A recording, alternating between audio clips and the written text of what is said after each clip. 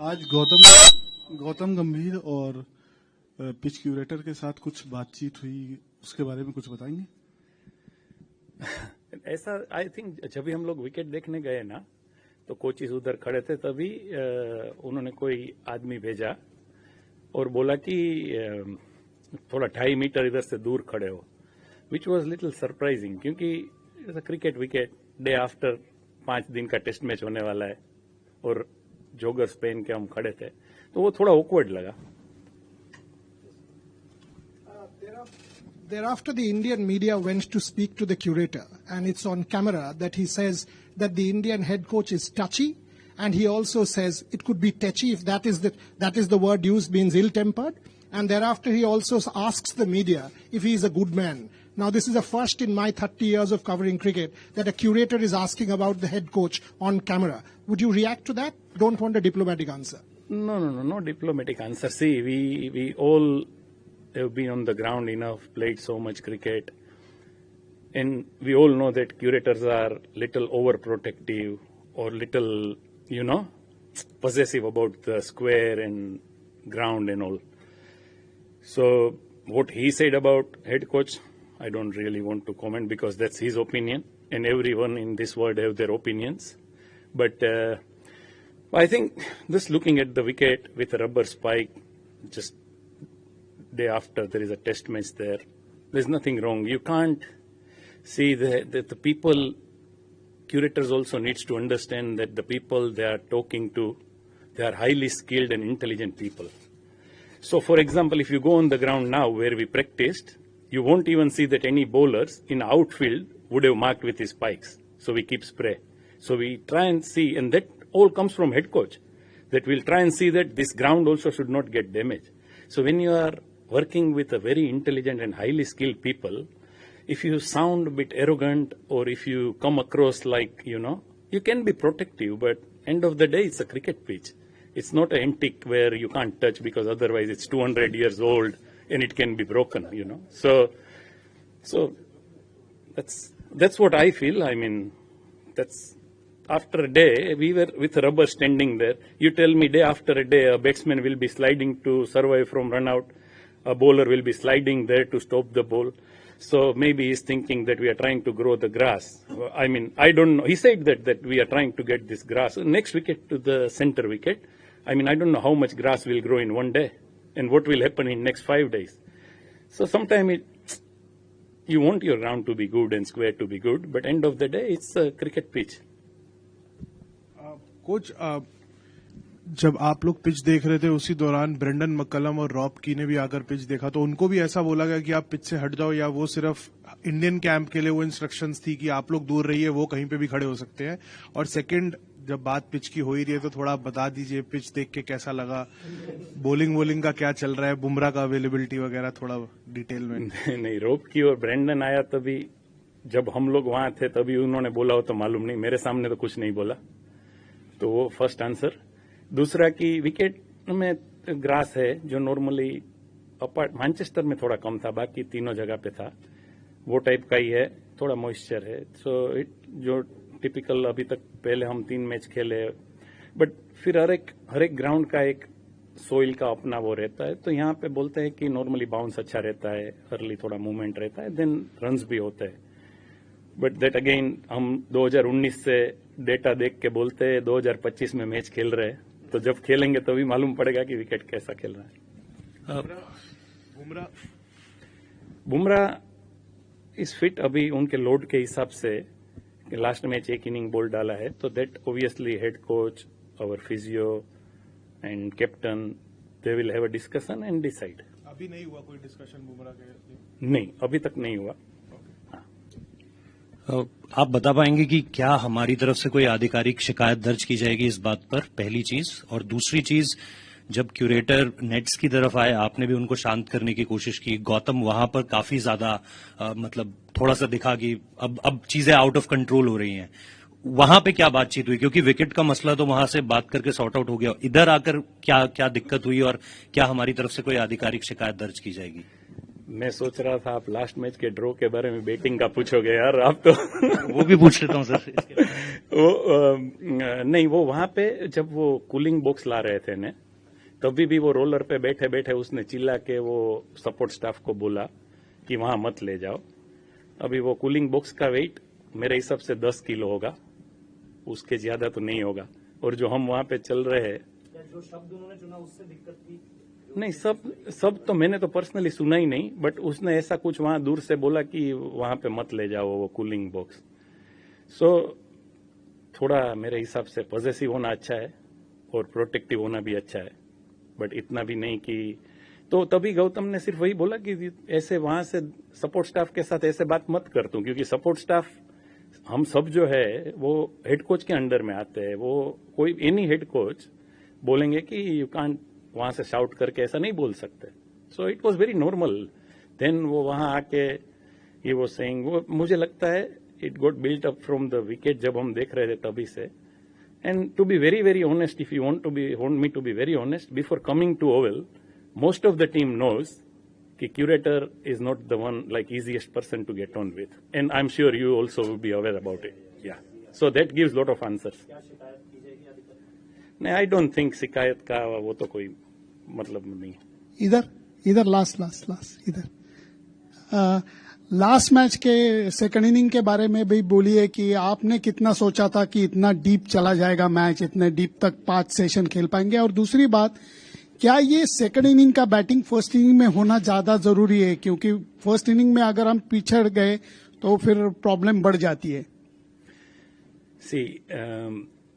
हमारी बिलीफ तो थी, क्योंकि एक स्टेज पे हमको मालूम हो गया था कि जब 150 रन तक का लीड होता तो हम सोच सकते थे कि 350 रन करे और उनको 2 सेशन भी मिले 200 रन के लिए, और विकेट ज्यादा स्पिन कर रहा है या अप एंड डाउन रह रहा है तो हम लोग रिजल्ट ला सकते हैं। बट एक बार वो 300 के ऊपर जाने के बाद उसमें 2 ही रिजल्ट पॉसिबल थे, या तो ड्रॉ या हम लोग हारते। सो पहले 2 विकेट जल्दी गए, बट वो बिलीफ पहले से ही था कि अगर हम जीत नहीं सकते हैं तो हम हारेंगे नहीं मैच, वो श्योर था। और गिल और केएल इतना अच्छा खेलने के बाद जब लास्ट डे लंच के पहले वो 2 विकेट गिरा, and to be very honest थोड़ा हम फॉर्चुनेट भी थे कि जाडेजा का कैच ड्रॉप हुआ, it is part of the play, but वो तो उनकी बैटिंग में भी होता है। उसके बाद लंच के बाद जैसे जाडेजा और वॉशिंगटन खेले, जो मैं भी वहां पार्ट ऑफ डिस्कशन था, बट जो एग्जैक्टली प्लान किया था वैसे खेले, ना कोई अनड्यू रिस्क लिया, ना कोई अनड्यू शॉट्स खेला, तब तक जब तक हमको मालूम था कि अभी हम सेफ हो गए, अभी शायद एक आधा विकेट गिरेगा। तो जो लास्ट 25-30 रन 100 के लिए जो शॉट्स खेले वो भी कैलकुलेटिव थे कि अभी प्रॉब्लम नहीं है, अगर एक आधा विकेट गया तो भी। फर्स्ट इनिंग के बारे में मैंने पूछा कि क्या फर्स्ट इनिंग में इतना बड़ा स्कोर करना ज्यादा अहम हो जाता है? बहुत इंपॉर्टेंट है। फर्स्ट इनिंग में हमारे 3 बैट्समैन सेट होके जो आउट हुए, उन लोगों को बड़ा इनिंग कन्वर्ट करना ही चाहिए। पर दूसरी एक चीज वो भी है कि फर्स्ट इनिंग में उनके बॉलर्स फ्रेश है, डाल रहे। सेकंड इनिंग में जब वो डाल रहे थे तब वो 200 ओवर के बाद बॉल डाल रहे थे, तो वो भी थोड़ा टायर्ड होंगे। बट यस, वो तो 100% है कि हमको टेस्ट मैच जीतना है। तो पहले इनिंग में अगर हम 500 रन जैसे 450-500 रन के ऊपर रन्स करेंगे तो हमारा टेस्ट मैच जीतने का चांसेस बढ़ ही जाता है, और बैट्समैन लोगों को वही ट्राई करना चाहिए। Coach, as ever, thank you for your ability to switch between languages. I apologise for taking you back to the start of the media conference, but could I just ask you for an answer in English, if possible, Yeah. on what caused the scenes that we saw between the head of ground staff and particularly with Gautam Gambhir? What caused that this morning? So I honestly, because I was there, I felt when we were just standing on the wicket looking at the wicket, if one of the ground staff came and said you stand 2.5 meters away from here, which in my cricketing career I've never seen anybody saying that, because I don't know. So literally he was saying you go outside the rope to head coach and see the wicket. I don't know how you see it, because and if somebody is like brushing the shoes or somebody is trying to put something in the wicket or somebody wearing spikes, curator feels that it's fine. But it was very strange way of saying you go and stand 2.5 meters away from here. So I think that is what started. So because Gautam is someone, he doesn't even speak unnecessary things. He doesn't talk to anyone. Last 4 games we played, everywhere, wherever we go, all the curators where they talk, they even tell you when they're going to cut the grass, whether they're going to cut the grass. And if they don't want to give an answer, they will say, we'll see on the weather, we'll see tomorrow. So that's a good answer. So just, yeah, absolutely. So specifically the wicket that will be used for the match, Yeah. Galton was trying to just take a look at it this Yeah, week. yeah, and I was there. All coaches were there, yeah. So I think looking at the wicket is something not a bad thing with the joggers on. Coach so coach Dhruv के लिए बहुत important ये एक game होने वाला है. आप series के शुरू से उनको देख रहे हो, how behind the scenes you have been working hard with him. So थोड़ा सा अगर बता पाएंगे उनके प्रिपरेशंस के बारे में. आपने इंडिया ए सीरीज के साथ, वो इंडिया ए टीम के साथ आए हुए थे, तो थोड़ा सा अगर ध्रुव के प्रिपरेशंस के बारे में. Dhruv is an outstanding talent. You know, he is a very good keeper, and he can bat really well. And he's been preparing. Obviously, all the guys are very professional, whether they are playing, you take it from Abhimanyu to Dhruv or anyone, whether they are playing or not, we try and do that they all get enough volume of batting, bowling, whatever requires. But particularly about Dhruv, is very talented player. He has already played and performed for India. So they all keep preparing that any stage, any injuries, any requirement, they should be ready to play. And I think he's in the same mindset. Only plus thing is because Rishabh got hit on the finger first, so that game also he kept at Lords, which was difficult times because ball was up and down, and few byes went, and then the next game again because Rishabh got hit on the feet, so he kept. So the keeping side he has already done it for long enough. The batting, I think he's prepared, he's ready, and he's very, very talented. So he'll try and do his best, there's no doubt. It's been a long, heated, at times combustible series. Is Gautam Gambhir feeling the pressure, feeling the heat? I don't think so, really. No, I think it's been a very, very competitive series, and both the teams, to be fair to England, also played really well. We know that first test also and Lord's test also could have gone either way. So all the test matches went to 5th day. So it's been absolutely brilliant test series so far. But no, Gautam is someone I don't think, I've never seen him under pressure in our playing days to now. So no, definitely not under pressure. But yeah, we wish that our Lord's game we could have won and we 2-1 up and all that we all think. But that's not pressure. That's just going back and thinking that could have we done something different. But that's normal. Nothing about pressure or taking pressure or anything like that. Coach आपने ध्रुव जुरेल पर अभी बात की, लेकिन बहुत सारे बदलाव ऐसे लग रहे हैं कि वो हो सकते हैं. क्या कुलदीप यादव को भी यहाँ पर मौका मिल सकता है, क्योंकि ट्रेडिशनली वैसे भी ये स्पिनर्स को ज्यादा खिलाया जाता है यहाँ पर, लेकिन दोनों स्पिनर्स अच्छा भी कर रहे हैं. तो क्या तीसरा स्पिनर आ सकता है टीम में, या फिर और कोई कुछ चेंजेस क्या हो सकती है? और कुलदीप की तैयारी भी हमने देखी कि पहले गेंदबाजी बहुत देर की, आज भी उन्होंने बल्लेबाजी भी की. हर वेन्यू पर कुछ ऐसा ही रहा है क्या? हर वेन्यू पर वो तो वही मैं बोल रहा हूँ कि जो नहीं खेलते हैं, क्योंकि जो खेल रहे हैं वो अपनी बॉडी के हिसाब से प्रिपरेशन करते हैं, क्योंकि 5 दिन के बाद 3 दिन का टर्न अराउंड, उसमें 1 दिन का ट्रैवल. बट जो नहीं खेल रहे हैं वो तो ऑलवेज आके नेट में सेम ही फर्स्ट टेस्ट से आप देखोगे तो ऐसा ही रहेगा. अभी टीम तो कल captain and head coach will sit down and discuss and decide. So वो तो आज डिसाइड नहीं हुआ है, एंड अगर हुआ भी हो तो it is not my place to declare that. But कल ही डिसाइड होगा. सो प्रिपरेशन देख के आप ऐसा नहीं बोल सकते कि ये प्लेयर खेलने वाला है. नहीं, लेकिन उनकी तैयारियों के बारे में क्या कहेंगे? Kuldeep is an outstanding individual, who he works hard, he works really hard on his game. And not only bowling, you'll always see him batting, you'll always see him fielding. So ऐसा नहीं है कि वो ये पर्टिकुलर आज कुछ अलग कर रहा है. कोच सिराज के वर्कलोड के बारे में कुछ बता पाए? वो तो खुद the way that he is, वो तो हर मैच खेलना चाहेंगे, मगर वो एक लौते बॉलर है जो सारे मैच खेले, तो उनका वर्कलोड कंसिडर हो रहा है, और क्या स्टेटस है उनका? नहीं, उसका सारे बॉलरों का वर्कलोड कंसिडर होता है. मैं लास्ट पीसी में भी किसी ने वर्कलोड के बारे में पूछा था. सो आई डोंट नो कि एक्चुअल वर्कलोड आप लोग क्या समझ रहे हो. सो मैं क्विकली अगर बता दूं तो कि अगर टेस्ट सीरीज के पहले अगर एक बॉलर वीक के सर्टन अमाउंट ऑफ ओवर्स डालता है, कि अगर वो T20 के लिए प्रिपेयर कर रहा है और 20 ओवर 25 ओवर डाल रहा है, हर रोज 6 ओवर डाल रहा है, और या तो 5 दिन 6 ओवर डाल रहा है, तो that is good enough workload for T20 match. So वैसे टेस्ट मैच के लिए ये लोग जब IPL खेल रहे थे तभी भी बॉलिंग कोच, SNC, वो सब उनके कांटेक्ट में है, उनके पास GPS है, वो रिकॉर्ड दिखाता है कि थ्रू आउट द वीक ये बॉलर ने कितने बॉल्स डाले, कितने ओवर्स डाले, और वो लोग कांस्टेंट टच में रहते हैं बॉलिंग कोच के साथ. सो वो जो लास्ट 4-5 वीक का बिल्डअप है उस पे से डिसाइड होता है कि इसमें स्पाइक ना आए. तो स्पाइक क्या होता है कि अगर एक बॉलर वीक के 30 ओवर डाल रहा है और सडनली पहले इनिंग में आके उसने 35 ओवर डाल लिए, तो उसका लोड का स्पाइक होता है. सो सिराज जितने ओवर्स एवरी वीक अभी डाल रहा है, दैट उसमें ऐसा जरूरी नहीं है प्रैक्टिस का हो, वो लोड मैच का भी है. So then another thing depends कि सिराज खुद को या फिजियोस को या उसके बॉडी को ऐसा लगे कि नहीं I am tired, then they will think about the load.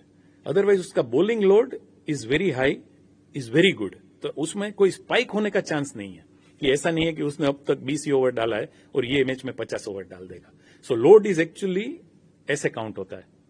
Sitanshu भाई, शुरू से ऑस्ट्रेलिया की शुरुआत से ये वो एक चल रहा है कि शायद हम लोगों को लगता है आपको शायद 4 स्ट्राइक बॉलर खिलाना चाहिए, भले ही नंबर 8 पे भी वो बैटिंग नहीं कर पाए ताकि 20 विकेट ले सके. आई एम श्योर आप भी वो उसको डिबेट करते होंगे, लेकिन अभी तक आपने एक्स्ट्रा बैटिंग डेप्थ का ही देखा है.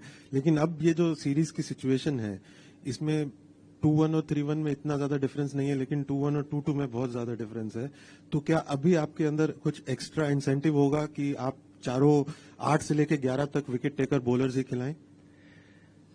टीम का बैलेंस देखने के लिए आपको बैटिंग और बॉलिंग दोनों का बैलेंस देखना पड़ेगा मैच जीतने के लिए. क्योंकि जैसे आप बोल रहे हो 20 विकेट लेने हैं, वैसे वो भी उतना ही इंपॉर्टेंट है कि आपको 550-600 रन करने हैं. एजबास्टन में हम टेस्ट जीते बिकॉज हमने उतने रन्स किए. सो अगर हम बॉलिंग को ज्यादा देख के बैटिंग कम कर देंगे, 7 तक है नहीं 7 तक मतलब ऑलराउंडर्स है ना. सो वो डिपेंड की विकेट देख के और क्या लगता है कैप्टन एंड कोच एंड जो टीम मैनेजमेंट है उनको लगेगा कि नहीं एक बॉलर बढ़ाने से इसमें फायदा है तो बॉलर जरूर बढ़ेगा. अगर एक बैट्समैन बढ़ाने से फायदा है तो वो भी बढ़ सकता है. बट एक चीज है कि आप जब 5 बॉलर के साथ खेलते हो तब सारे बॉलर बॉल डालते हैं. ओवरऑल ऐसा है कि आप 6ठे बॉलर के साथ खेलते हो तो कोई ना कोई बॉलर्स अंडर बोल्ड होंगे. सो अगर वो बॉलर 6ठा बॉलर ऑलराउंडर है तो आपको मालूम है कि ये बैटिंग में भी कंट्रीब्यूट करेगा और बॉलिंग में भी कंट्रीब्यूट करेगा. अगर वो प्योर बॉलर है और अंडर बॉल कोई एक बॉलर हुआ तो मैच के बाद व्हेन यू लुक बैक आप सोचोगे कि एक एक्स्ट्रा बॉलर खिलाया उससे एक बैट्समैन होता तो फर्क गिरता. और दूसरी चीज कि मैच खत्म होने के बाद it is very easy to say कि अगर ये ज्यादा खेलता या कम खेलता.